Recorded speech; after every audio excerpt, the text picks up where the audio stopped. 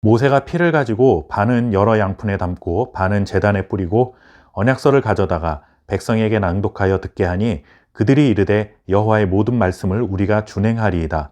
모세가 그 피를 가지고 백성에게 뿌리며 이르되 이는 여호와께서 이 모든 말씀에 대하여 너희와 세우신 언약의 피니라. 아멘.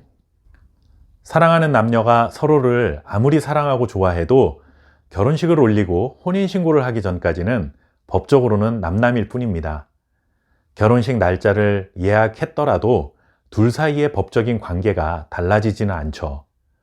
두 사람이 한 몸이 되고 한 가정을 이루어 부부가 되는 것은 결혼식을 올리고 혼인신고를 해야만 법적인 관계가 성립이 됩니다. 오늘 살펴볼 말씀은 하나님과 이스라엘 백성들이 결혼식을 올리는 것과 같다고 할 수 있습니다. 애굽에서 탈출해서 홍해를 건너고 광야를 지나 시내산에 도착했을 때 하나님께서는 이스라엘 백성들에게 율법의 말씀을 전해주기 시작했습니다.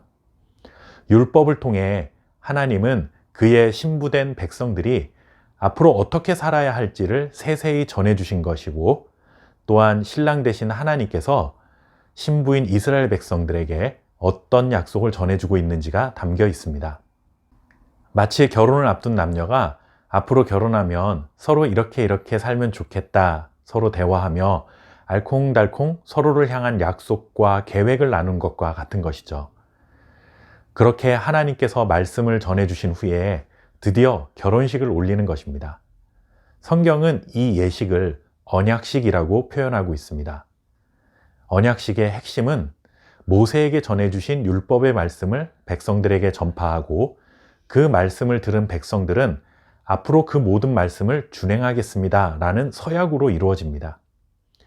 그리고 결혼식을 진행한 후에 이제 부부가 되었다는 증거로 서로에게 반지를 끼워주는 것처럼 하나님과 이스라엘 백성들 사이에 언약이 체결되었다는 증거로 모세가 짐승의 피를 뿌리며 언약의 피라고 외쳤습니다. 피를 통해 언약의 증거로 삼았다는 것은 곧 하나님과 이스라엘 백성들 사이는 이제 생명을 걸고 서로의 관계를 지켜가야 한다는 의미입니다. 하나님은 자기 백성인 이스라엘을 끝까지 인도하시고 보호하셔야 할 책임과 의무를 지켜가는 것이고, 이스라엘은 자신들의 보호자이신 하나님의 모든 말씀에 순종하는 것으로 책임을 다하는 것이죠. 이렇게 서로에 대해 지켜야 할 책임과 의무를 다하지 못했을 때는 자신의 생명을 내어놓겠다 하는 의미로 언약의 피를 뿌린 것입니다. 우리말에 피를 나눈 사이라는 말이 있는 것처럼 하나님과 이스라엘 백성들은 이제 피로 맺어진 혈연 관계, 진짜 한 가족이 되었습니다.